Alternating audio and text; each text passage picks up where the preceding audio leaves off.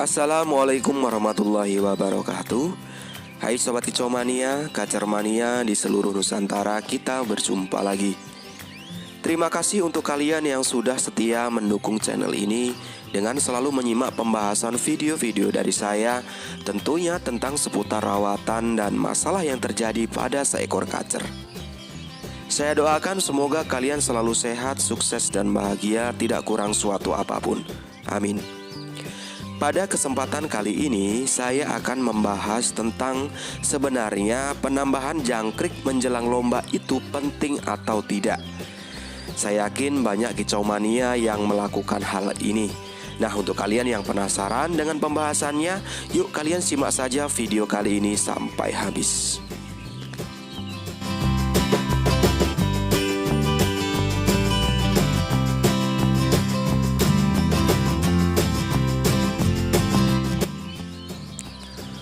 Oke Sobat Kicau Mania, jangkrik merupakan salah satu extra fooding yang dijadikan pilihan utama bagi kicau mania untuk makanan tambahan bagi kacernya. Salah satu manfaat memberikan jangkrik pada burung kacer adalah untuk memenuhi kebutuhan nutrisi yang sangat erat kaitannya dengan kondisi kicauan yang dihasilkan oleh burung kacer tersebut. Manfaat lain adalah membuat kacer lebih bertenaga karena kandungan nutrisi yang terdapat di dalam jangkrik tersebut diantaranya seperti protein, lemak, karbohidrat, asam amino, protein kolagen, hormon steroid, hormon progesteron, dan hormon estrogen, di mana kandungan nutrisi tersebut dapat membuat burung kacer lebih bertenaga, terutama saat dilombakan. Itulah alasan kenapa Sobat Kicau Mania memilih jangkrik untuk dijadikan makanan tambahan yang utama untuk kacernya. Karena jangkrik mengandung banyak nutrisi untuk membentuk power atau tenaga dibandingkan dengan extra fooding lain. Tetapi untuk pemberiannya tetap harus disesuaikan dengan takaran, metabolisme, dan karakternya masing-masing. Sebelum lanjut ke pembahasan, saya pernah juga membahas tentang sistem metabolisme untuk seekor kacer.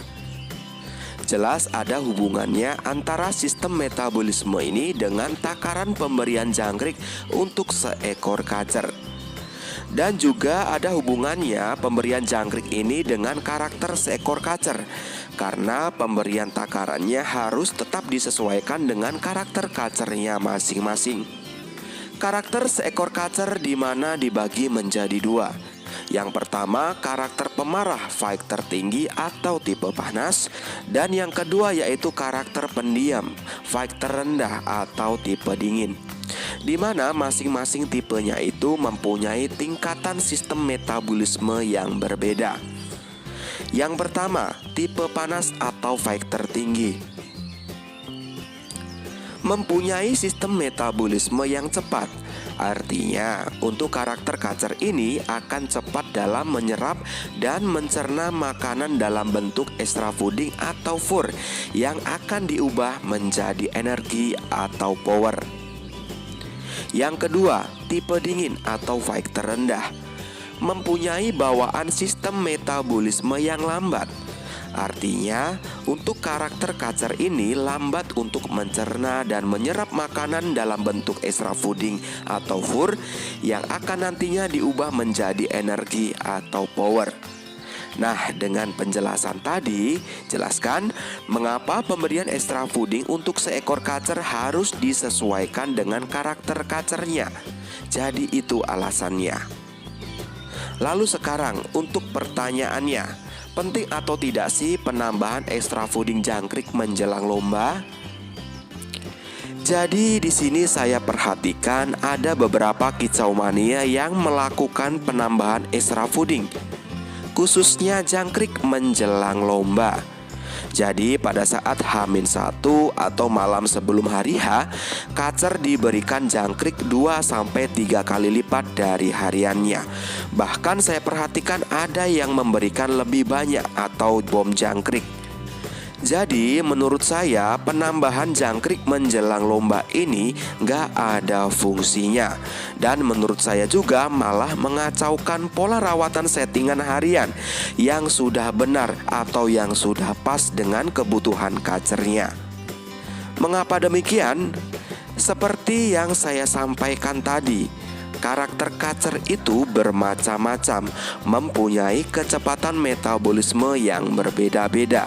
Ada yang cepat, ada juga yang lambat. Memang jangkrik itu adalah salah satu extra fooding yang jika diolah dengan baik bisa menjadi power atau tenaga. Tetapi jika pemberiannya over, apa yang terjadi? Sebagai contoh seperti ini.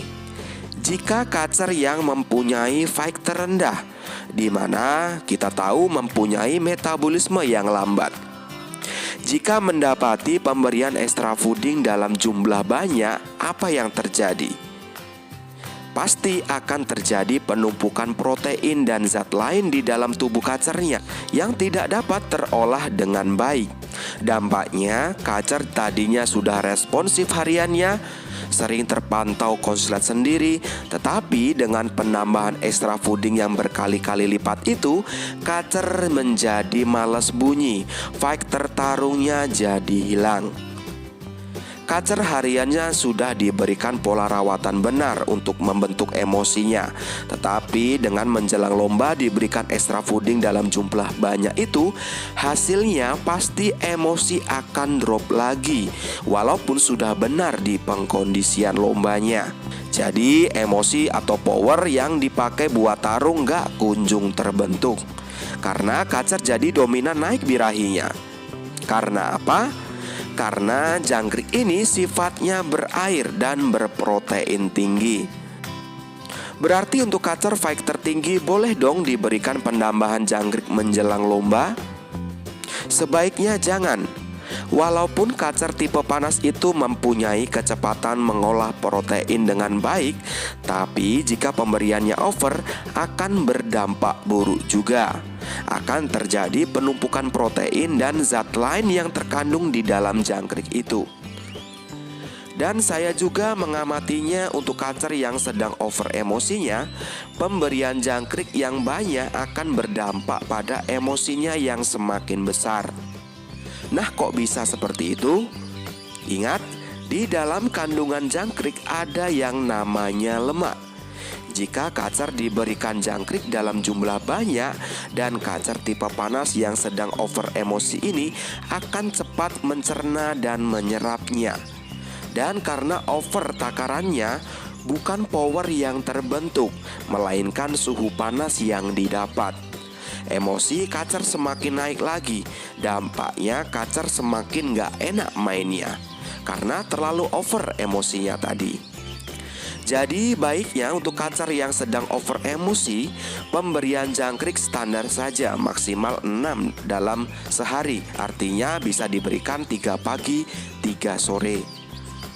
Dan saran saya, jangan gunakan penambahan extra fooding jangkrik atau kroto menjelang lomba.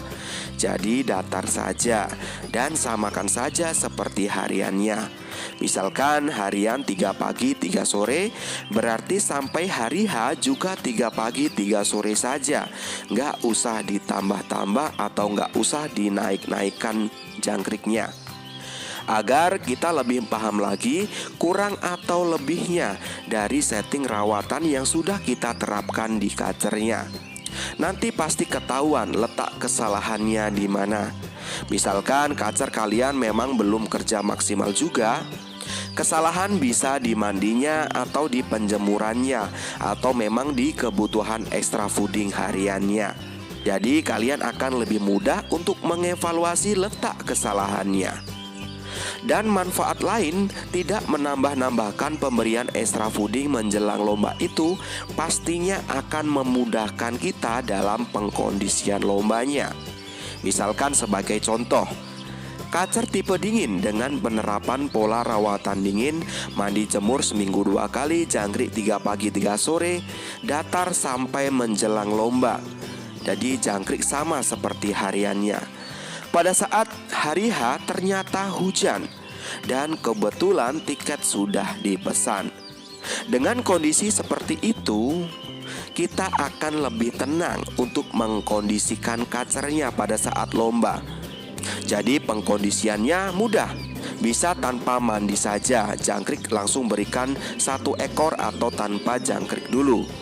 Jika perlu, pada eksekusi lomba bisa diberikan penambahan ulat Hongkong 1 sesi menjelang gantang untuk mendongkrak emosinya. Tetapi jika menjelang lomba jangkrik sudah ditambahkan lebih banyak dari hariannya, apa yang terjadi coba? Ya pasti emosi akan semakin drop. Ketambahan cuaca dingin karena hujan, akan lebih susah mengkondisikannya pada saat dieksekusi lombanya. Karena ulat Hongkong pun tidak mampu mengejar titik emosinya lagi, karena suhu tubuh si kacer sudah terlampau dingin dan birahi sudah terlampau tinggi. Jadi gunakanlah extra fooding harian saja, nggak perlu ditambah-tambah pada saat menjelang lomba, karena lebih aman dan akan lebih mudah mengkondisikannya pada saat dieksekusi lombanya. Oke Sobat Kicomania, jadi seperti itu penjelasan dari saya mengenai penting atau tidaknya penambahan extra fooding jangkrik menjelang lomba. Semoga pembahasan kali ini bermanfaat. Oke, sampai berjumpa lagi di pembahasan berikutnya, masih tentang seputar rawatan dan permasalahan yang terjadi pada seekor kacer. Salam Kicomania, salam sukses untuk kita semua. Wassalamualaikum warahmatullahi wabarakatuh.